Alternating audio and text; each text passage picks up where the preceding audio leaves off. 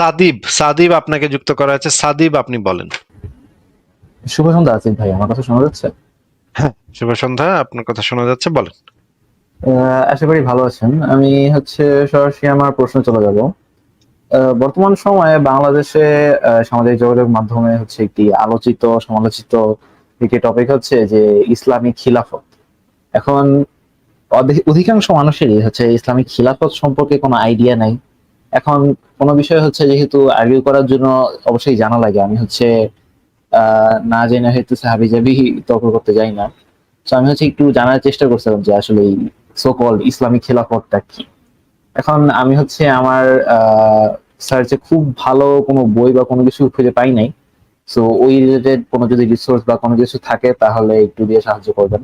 আর আরেকটা জিনিস যে সংশয় ডট কম পড়েন, সংশয় ডট কম পড়েন। সংশয় ডট কম পড়লেই তো সেখানেই তো সবকিছু দেয়া আছে। ২ নম্বর বিষয় আহ, হচ্ছে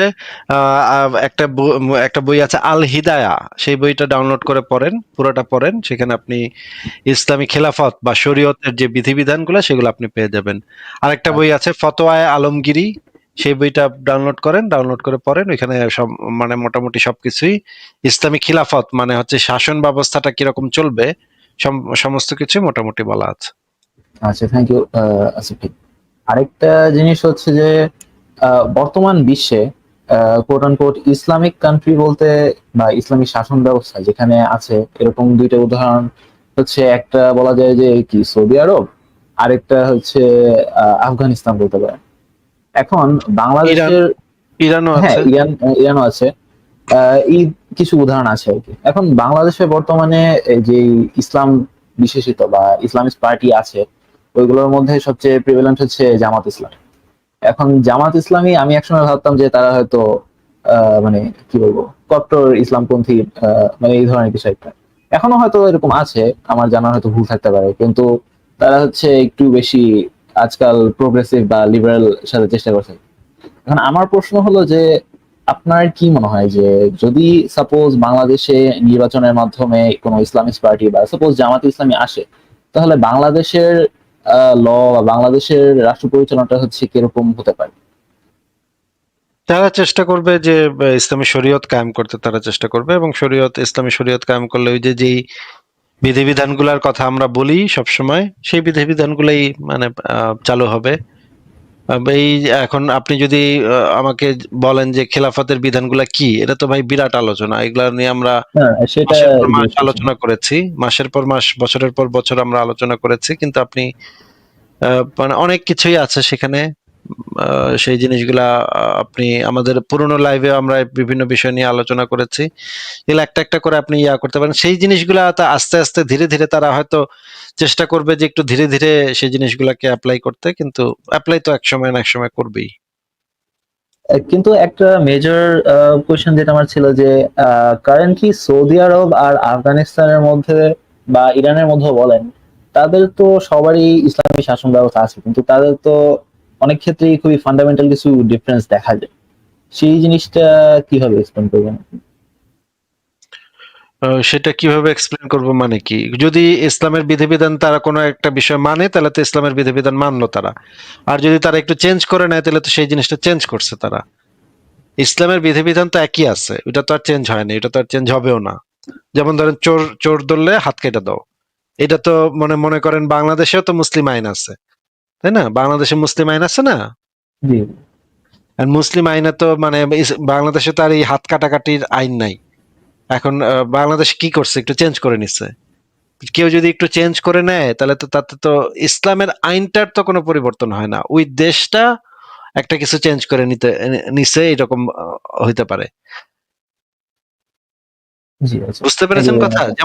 যেমন ধরেন ইসলামের বিধান হচ্ছে বিয়ের কোনো নির্দিষ্ট বয়স ঠিক করা যাবে না, এটা কোরআনেও নাই, হাদিসেও নাই, এবং বাচ্চা মেয়েও বিয়ে করা যাবে। And সৌদি আরব আইন করছে, কিছুদিন আগে আইন করছে। সৌদি আরব মানে মার্কিন যুক্তরাষ্ট্র এবং জাতিসংঘ, ইউনিসেফ থেকে বহুবার তাদেরকে এটা নিয়ে খোঁচাখুচি করার পরে তারা শেষমেশ তারা নতুন আইন পাশ করছে যে 18 বছরের আগে বিয়ে দেওয়া যাবে না মেয়েদেরকে। এটা করছে, ভালো করছে, কিন্তু সৌদি আরবের যে শরিয়া কাউন্সিল, সৌদি আরবের যে এটা তো আইনটা তো পাশ করে দিছে ওইখানকার যে রাজ পরিবারের যে প্রিন্স, সে প্রিন্স গিয়ে জোরপূর্বক সেই আইনটা পাশ করে দিছে। এখন সে পাশ করতে পারে, কিন্তু ওইখানের যে শরিয়া কাউন্সিল তো এটা অ্যাপ্রুভ করে নাই। শরিয়া কাউন্সিল তো ওদেরকে মেরে ফেললে তো এটা অ্যাপ্রুভ করবে না। ওদের তো এখনো ফতোয়া দেয়া আছে যে একটা যে কোনো বাচ্চা মেয়েকেও বিয়ে করা, একজন পূর্ণবয়স্ক বা বুড়া একজন মানুষ যে কোনো একটা বাচ্চা মেয়েকেও বিয়ে করতে পারে, চাইলে বিয়ে করতে পারে এবং যৌনকর্ম করতে পারে। এটা তো ওদের শরিয়া কাউন্সিল থেকে সর্বোচ্চ ফিক ডিপার্টমেন্ট থেকে এটা অ্যাপ্রুভ করা আছে। কিন্তু ওদের যে আইন, সেই আইনটা রাজপরিবার চালায়। সেই রাজপরিবারের একজন প্রিন্স সেই আইন পাশ করে ফেলাইছে। এন্ড এটা তো এটার সাথে কন্ট্রাডিকশন হইছে। এই কন্ট্রাডিকশনটা তো, ইসলামের আইনটা তো আর এতে চেঞ্জ হয় নাই, ওই রাষ্ট্রের আইনটা পরিবর্তন হয়েছে, রাষ্ট্রে একটা নতুন আইন পাশ হয়েছে। এটার সাথে তো ইসলামের কোনো সম্পর্ক নাই। আচ্ছা, শেষ একটা প্রশ্ন ছিল আসিফ ভাই। এটা নিয়ে আমার এক ফ্রেন্ডের সাথে আমার কিছুদিন আগে ডিবেট হয়েছিল। ইসলাম অনুযায়ী কি ছবি তোলা একদম নিষেধ, নাকি হচ্ছে এটা কি কোনো গ্রে এরিয়ার মধ্যে পড়ে?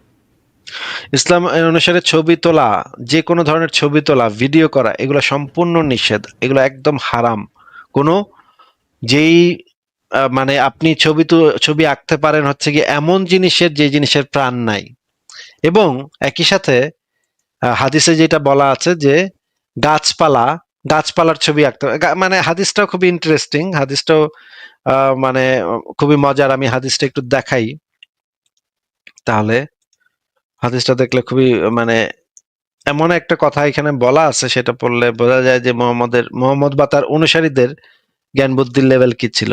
এটা হচ্ছে সহিহ বুখারী, তাওহিদ পাবলিকেশনস, 2225 নম্বর হাদিস। এখানে বলা হচ্ছে প্রাণহীন জিনিসের ছবি বেচাকেনা এবং প্রাণহীন জিনিসের ছবি বেচাকেনা এবং এসব ছবির মধ্যে যেগুলো অপছন্দনীয় ও নিষিদ্ধ তার বর্ণনা।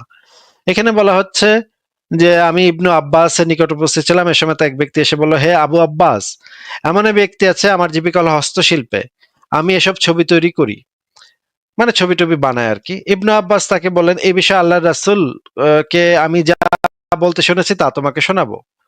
তাকে আমি বলতে শুনেছি, যে ব্যক্তি কোনো ছবি তৈরি করে আল্লাহ তাআলা তাকে শাস্তি দেবেন যতক্ষণ না সে তাতে প্রাণ সঞ্চার করবে। মানে আপনি যদি কোনো ছবি তৈরি করেন, তাহলে আল্লাহ তাআলা আপনাকে শাস্তি দেবেন ততক্ষণ শাস্তি দেবেন, মানে একদম ওটা তো আর প্রাণ সঞ্চার হবে না, তাই না? তার মানে হচ্ছে আলটিমেটলি আপনি অনন্তকাল শাস্তি ভোগ করবেন যতক্ষণ পর্যন্ত না সেই জিনিসটার প্রাণ সঞ্চার হয়। তার মানে কোনোদিন প্রাণ সঞ্চার হবে না, সুতরাং আপনি অনন্তকাল শাস্তি ভোগ করবেন। এরপরে বলা আছে, আর সে তাতে কখনো প্রাণ সঞ্চার, এই যে এখানে বলেই দেয়া আছে, আর তার কখনোই প্রাণ সঞ্চার করতে পারবে না। একথা শুনে লোকটি ভীষণভাবে ভয় পেয়ে গেল এবং তার চেহারা ফ্যাকাশে হয়ে গেল। এতে ইবনে আব্বাস বললেন, আক্ষেপ তোমার জন্য, তুমি যদি এ কাজ নাই ছাড়তে পারো, তবে গাছপালা এবং যে সকল জিনিসে প্রাণ নেই তা তৈরি করতে পারো। মানে ইবনে আব্বাসের এবং মুহাম্মদের ধারণা ছিল যে গাছপালারও প্রাণ নাই, এটা তারা মনে করত। কিন্তু এই হাদিসের ভিতরে এই জিনিসটা থেকে এটাই বোঝা যাচ্ছে। সে তখন পরামর্শ দিতেছে, এমন কিছু করতে পারো যেটার প্রাণ নেই। আপনি যদি গাছপালা মানে ছবি তৈরি করতে চান, বা ভিডিও মানে কি, ভিডিও হচ্ছে গিয়ে চলমান অনেকগুলো ছবি। ফ্রেমস একই সেকেন্ডে। হ্যাঁ, চলমান ছবি, তাই না? মানে এই যে যখন রিলটা ঘোরানো হয়, যখন সিনেমা হলে রিলটা ঘোরানো হয়, দেখবেন অনেকগুলো ছবি পাশাপাশি অনেকগুলো ছবির মানে মুভমেন্ট, সেগুলো মুভ করে এবং সেটা দেখলে নড়াচড়াটা আমরা বুঝতে পারি। এই যে ভিডিও জিনিসটা হচ্ছে মুভিং পিকচার্স। হ্যাঁ, এখন চলচ্চিত্র, এই যে চলচ্চিত্র, যখন আমরা এই শব্দটা বলি, মানে সিনেমা যেটাকে বাংলায় বলা হয় চলচ্চিত্র, চল চলচ্চিত্র মানে হচ্ছে চিত্রটা চলতেছে, যেই চিত্রটা চলতে থাকে সেটাকে বলা হয় চলচ্চিত্র। এখন এই যে এই যে ভিডিও এবং ছবি তোলা সমস্ত কিছু ইসলামের দৃষ্টিতে সম্পূর্ণ নিষেধ। কারণ হচ্ছে এই যে ইউটিউবে এখন আমরা দেখতে পাচ্ছি হুজুরেরা লাইভ করে, হুজুরেরা মালেমরা এগুলা করে, এগুলো সম্পূর্ণ ইসলামের দৃষ্টিতে নিষিদ্ধ। কিন্তু এরা এখন এই জিনিসটাকে কাস্টমাইজ করে নিচ্ছে, তারা বলতেছে যে না এটা মানে নিষেধ না, এটা এককালে হারাম তো না। হচ্ছে টেলিভিশনকে বলা হতো যে শয়তানের বক্স, সাতারা বক্সে দেখা যায়। হ্যাঁ, টেলিভিশনকে একসময় হারাম ঘোষণা করেছে কত কত বড় বড় আলেম, বাংলাদেশের কত বড় বড় বড়, আমি ছোটবেলায় শুনেছি মানে হারাম ঘোষণা করেছে অনেক বড় বড় আলেম। একদম ছোটকালে আমি শুনেছি যে টিভি দেখা যাবে না, মুসলমান কখনো টিভি দেখতে পারে না, মুসলমানের পোলা তুমি টিভি দেখো কেন? এইটা আমাদের হুজুরেরা, যখন আমি ছোটবেলা একটা ইসে যাইতাম, মক্তবে যেতাম, সেখানে হুজুর বলতো যে তোরা মুসলমানের পোলা তোরা টিভি দেখো, নাউজুবিল্লাহ আস্তাগফিরুল্লাহ, তোরা কেমনে টিভি দেখো, তোরা তো মানে এগুলা বলতো। তো এখন আর শুনি না, এখন আস্তে আস্তে দিন পাল্টায় যাচ্ছে, হুজুরেরা আপগ্রেড করে নিচ্ছে, এখন তারা আইফোন চালায়। তো যাই হোক, এখন আস্তে আস্তে তারা চেঞ্জ করে আমরা দেখতে পেলাম, কিন্তু মৌলিকভাবে ইসলাম এটা নিষিদ্ধ। আপনাকে অসংখ্য ধন্যবাদ আসিফ ভাইয়া। শুভ সন্ধ্যা। এটা হলো এখন ঠিক বিদায়। আছে ভাই, ভালো থাকেন, তাহলে বিদায় জানাচ্ছি। আপনি ভালো থাকবেন। আচ্ছা ঠিক আছে, তাহলে পরের জনকে যুক্ত করি, দেখি। আহ আরহাম আপনাকে যুক্ত করা হলো, আপনি বলেন তাহলে। জি স্যারকে ধন্যবাদ আমাকে যুক্ত করার জন্য। আমি এর আগের বারে জয়েন ছিলাম, তখন সম্ভবত আপনি ছিলেন না। ওই ফারাজ ভাই ছিল, ওনার সাথে কথা হয়েছিল একটা টপিক নিয়ে, তো ওনার উত্তরটা তেমন আমার সুবিধার মনে হয়নি, তো আপনার থেকে উত্তরটা জানতে চাচ্ছিলাম। আচ্ছা বলেন, তো আবার প্রশ্ন, শুনিনি হ্যাঁ তো, প্রশ্ন, কি বলেন? হ্যাঁ প্রশ্নটা ছিল হচ্ছে আপনার মানে ঈশ্বরের বাণী কি রূপক অর্থ বহন করতে পারে কিনা, এটা লজিক্যাল সেন্সে আর কি দেখতে গেলে। মানে আপনি দেখেন একটা মানে কোরআন, যে জাকির নায়কের একটা উদাহরণ দিয়েছিলাম, যে অন্যকে প্রশ্ন করেছিল অনেক আগে একবার, যে কোরআনে এমন একটা আয়াত আছে যে বলা হয়েছে যে হৃদয় থেকে নাকি মানুষ চিন্তা করে, হার্ট দিয়ে মানুষ চিন্তা করে। তো তখন উনি উত্তর দিয়েছিলেন যে হ্যাঁ, সায়েন্স নাকি মানে এমন কিছু পাইছে আপনার হার্টের মধ্যে একটা নিউরন পাইছে যেটা কিনা থিঙ্কিং অ্যাবিলিটির সাথে লিঙ্ক করে। তবে পরবর্তীতে এটা যখন ডিসপ্রুভ হয়, তখন জাকির নায়ক উত্তরে বলে যে এটা একটা মানে রূপক অর্থ, মানে রূপক আয়াত, রূপক অর্থে এটা ব্যবহৃত করা হয়েছে। তো আমি এটা কিন্তু বলতে চাচ্ছি যে ঈশ্বরের, কিন্তু হ্যাঁ এটা হ্যাঁ তো রূপক অর্থে ব্যবহৃত হইতে পারে না, কারণ হচ্ছে যে মুহাম্মদকে যখন ছোটবেলা যখন তার সিনা সাফ করা হয়েছে, মানে হচ্ছে গিয়ে তার আহ, মানে ওপেন হার্ট সার্জারি করে তার হৃৎপিণ্ডটা বের করে জমজমের পানি দিয়ে ধুয়ে আবার ঢুকাই দিছে। ওইটার ভিতরে নাকি পাপ ছিল, পাপটা পরিষ্কার করে দিছে। এখন যদি এইটা হয়, তাহলে তো ডেফিনেটলি বোঝা যাচ্ছে যে মানে মোহাম্মদের ব্রেইন অন্তত হৃৎপিণ্ডে ছিল, তাই না? কারণ মানে পাপ পুণ্য এগুলো তো হৃৎপিণ্ডে থাকতে পারে না, মানে হচ্ছে কি এগুলো তো ব্রেইনে থাকবে, মানে মানুষের মেমোরিতে থাকবে, তাই না? আহ, মানে আহ, ইসলামের দৃষ্টিতে আহ, মানে এটা হচ্ছে, মানে বিষয়টা হচ্ছে যে একটা সময় মানুষ মনে করতো যে মানুষের ব্রেইন আছে হৃৎপিণ্ডের ভিতরে, হ্যাঁ, মানুষ ব্রেইন দিয়ে মানে হৃৎপিণ্ড দিয়ে চিন্তা ভাবনা করে, এটা প্লেটোর সময় এই ধারণাটা ছিল। পরবর্তীতে অ্যারিস্টটল এই জিনিসটা বলছে যে না, হৃৎপিণ্ড না, মানুষের চিন্তা ভাবনার মূল কেন্দ্রটা হচ্ছে মস্তিষ্ক, মগজ। কিন্তু এখানে প্লেটোপন্থী এবং অ্যারিস্টটল পন্থীদের মধ্যে দুই ভাগ হয়ে গেছিল, এবং পরবর্তী সময়ে কিছু কিছু দার্শনিক বা কিছু কিছু বিজ্ঞানী পরবর্তী সময়ে তারা দাবি করতো যে না, হৃৎপিণ্ডই সমস্ত কিছু চালায়।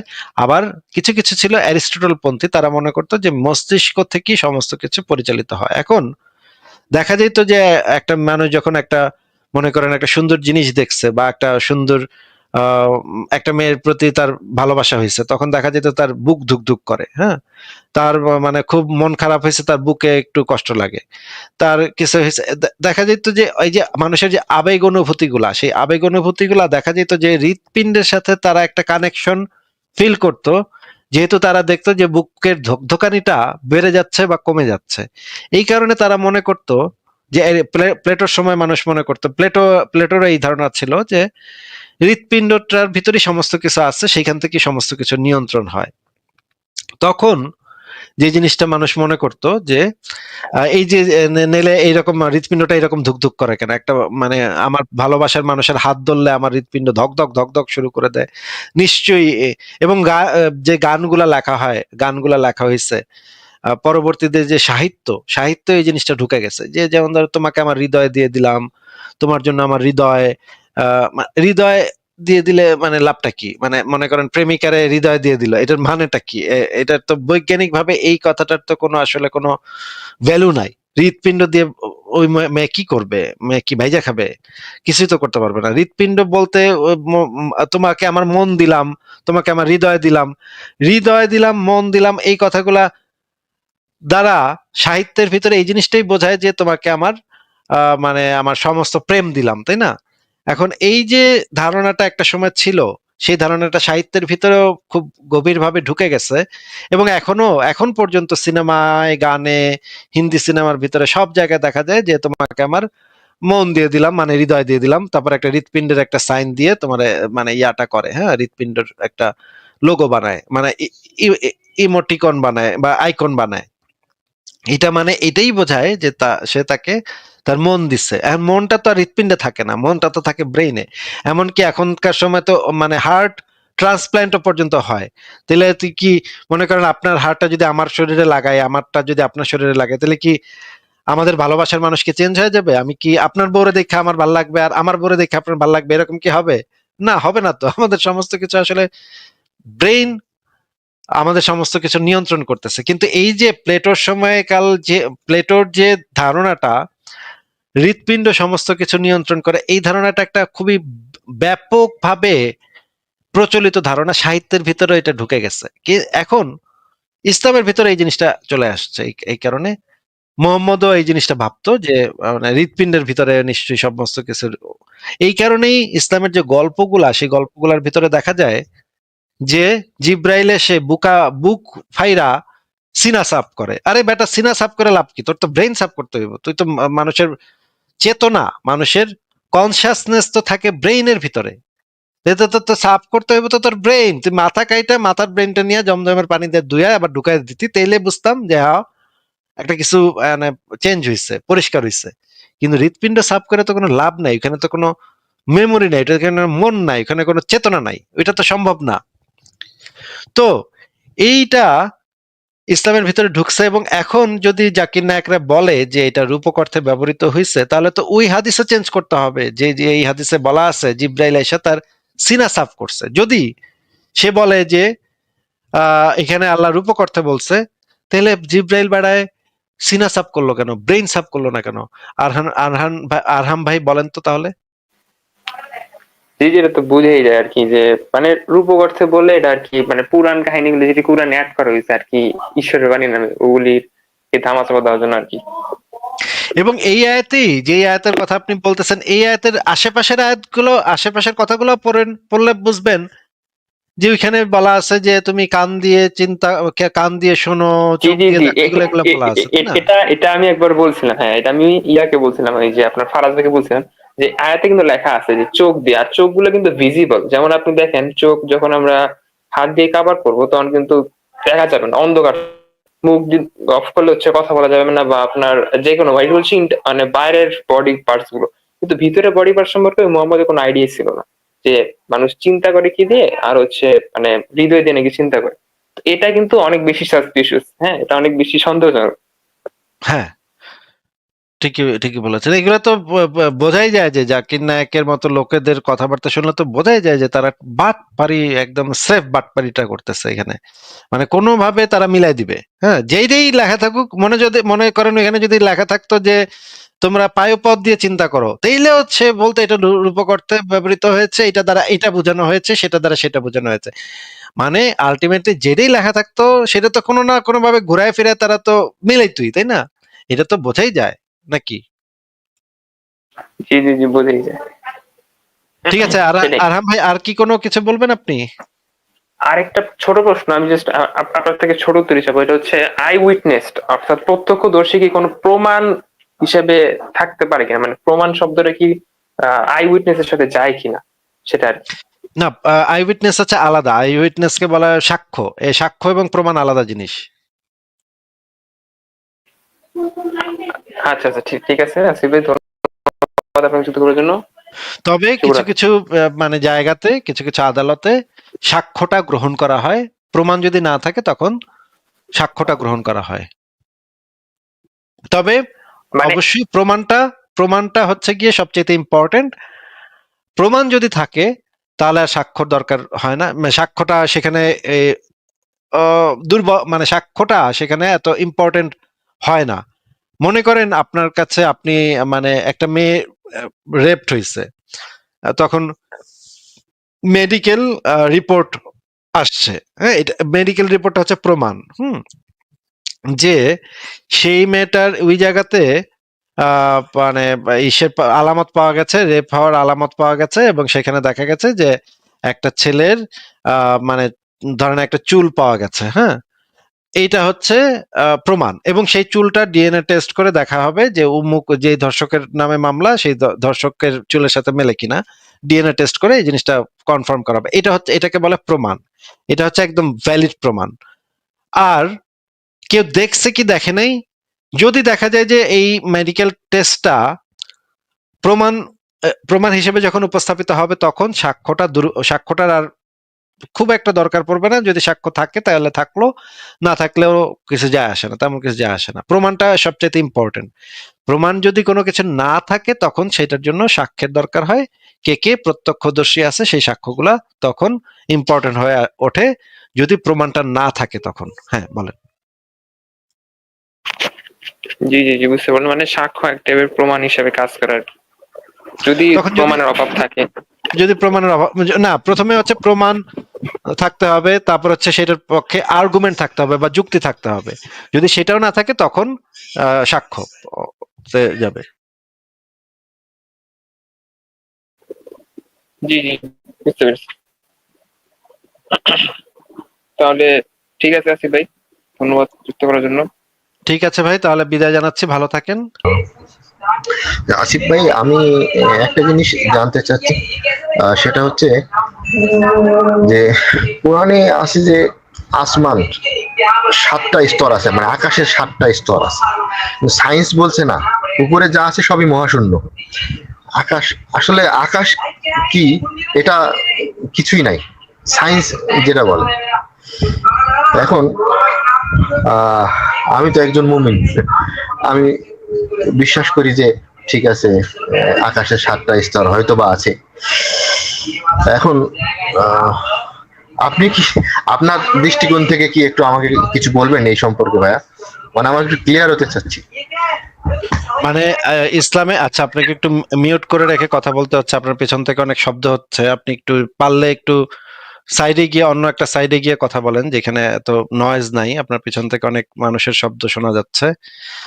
প্রথমে জানা দরকার যে ইসলামে আসলে কি বলা আছে। ইসলামে বলা আছে যে 7টা আসমান, স্তর স্তর, এবং প্রত্যেকটা আসমানে আবার একজন, মানে একটা দরজা আছে, সেই দরজা দিয়ে আবার ওই আসমানে যাওয়া যায়। হ্যাঁ, মোহাম্মদ যখন মানে মেরাজে গেছিল সেই রাতে, প্রত্যেকটা আসমান পার হওয়ার সময় গেটের সামনে একটা ফেরেস্তা দাঁড়ায় ছিল, প্রহরী। জিজ্ঞেস করছে, আই ভিসা আছে, পাসপোর্ট আছে, ভিসা আছে?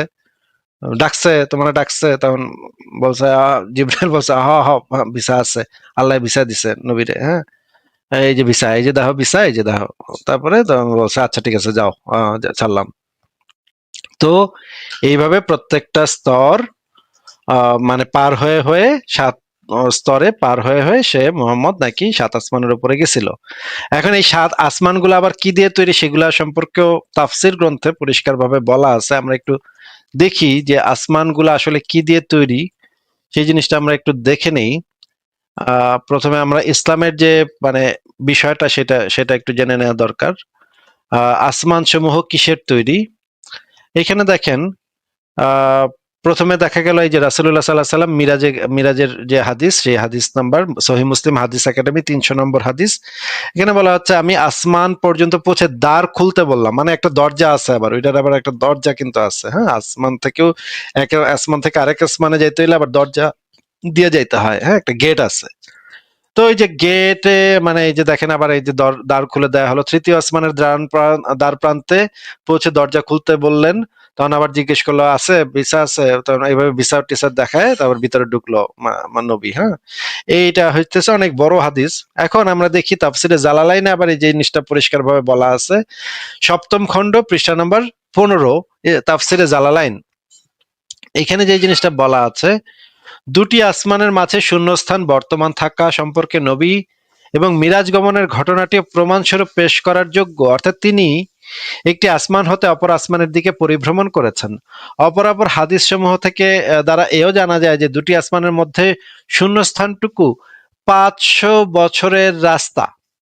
এখন এই 500 বছরের রাস্তাটা হইতে পারে ঘোড়ায় চড়া, হইতে পারে উটে চড়া, হতে পারে হাইটা হাইটা, যে কোনো কিছু হইতে পারে। আমরা ধরে নিলাম সবচেয়ে দ্রুতগামীও ধরে নিলাম যে মানে সবচাইতে দ্রুতগামী সুপারফাস্ট যদি রকেটও হয়, 500 বছরের রাস্তা আসলে খুবই অল্প। মানে মহাকাশের মানে হিসাব নিকাশে 500 বছরের রাস্তা হইতেছে অত্যন্ত অল্প একটা রাস্তা, কিছুই না।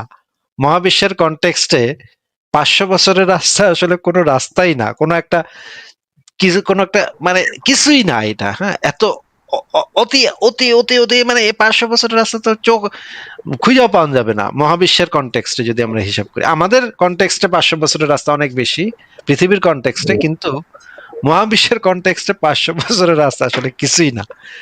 তো এইটা হচ্ছে দুইটা আসমানের মধ্যে দূরত্ব হচ্ছে 500 বছরের রাস্তা।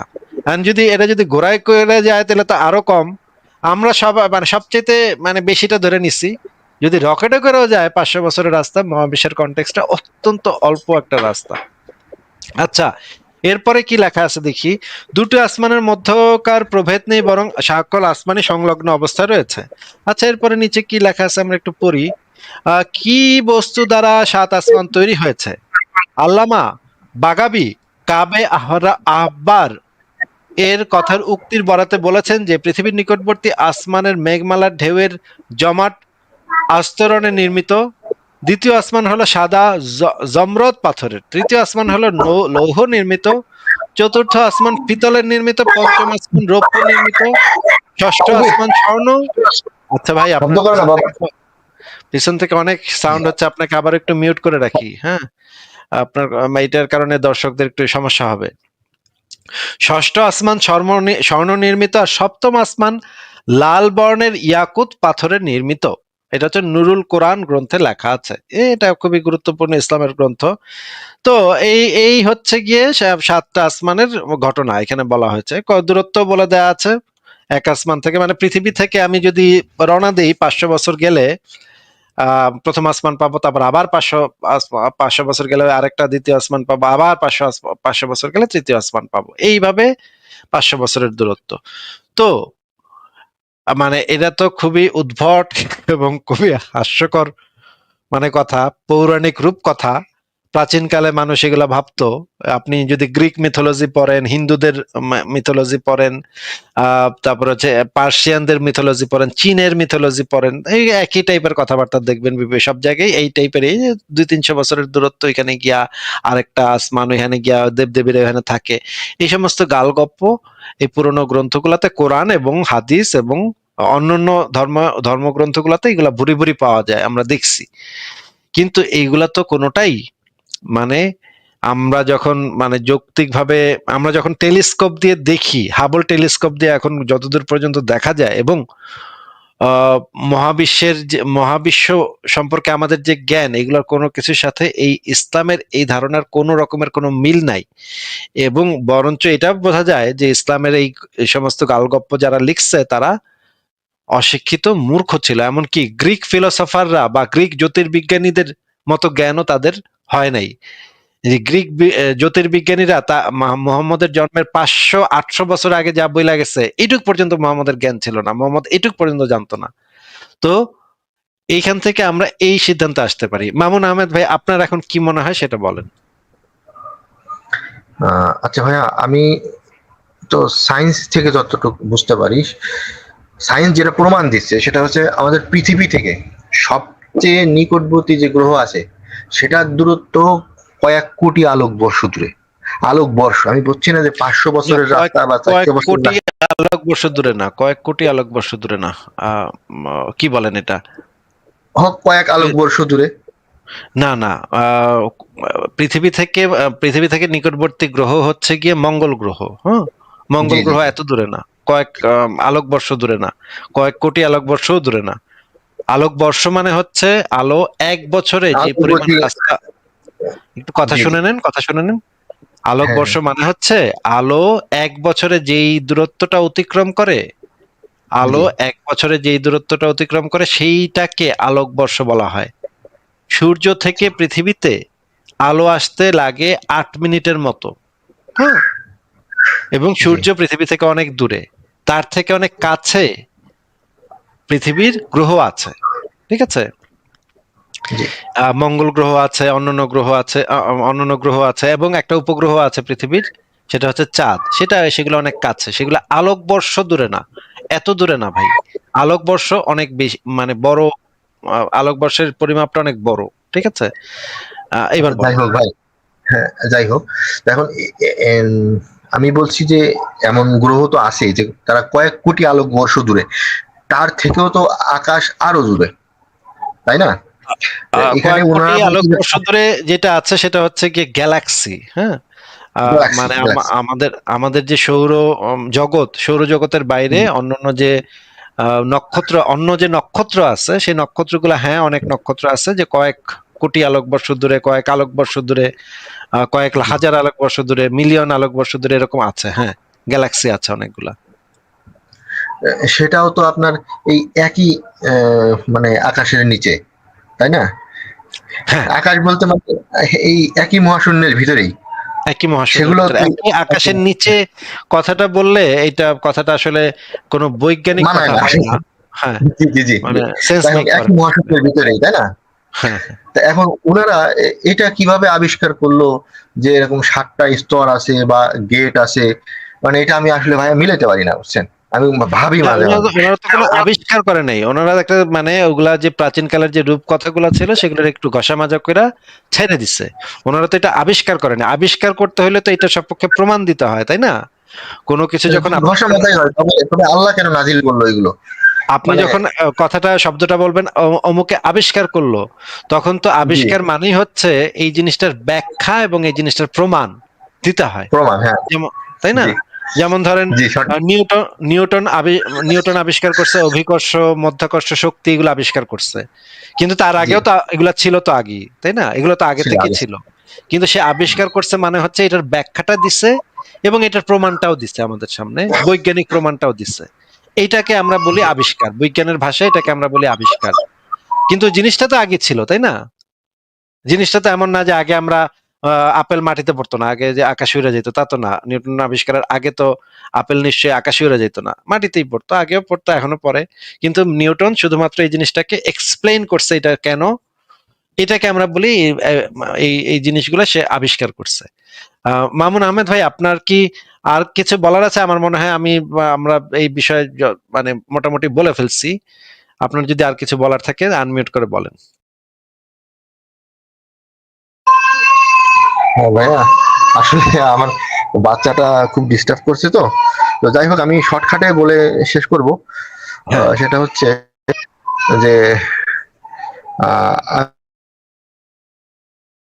তাহলে আল্লাহ কেন এই কথাগুলা, এই কথাগুলো তো কোরআনের কথাগুলো তো আল্লাহরই কথা, তাই না? তো উনি কিভাবে নাজিল করলো এই কথাগুলা? তা তো ভাই আমি বলতে পারবো না। আল্লাহ যে নাজিল করছে এমন তো কোনো প্রমাণ নাই আমাদের কাছে। এগুলো অন্ধবিশ্বাস আছে, কেউ কেউ অন্ধবিশ্বাস করে। ঠিক আছে মামুন ভাই, আপনাকে তাহলে আজকে বিদায় জানাই। আপনি আপনার বেবির টেক কেয়ার করেন।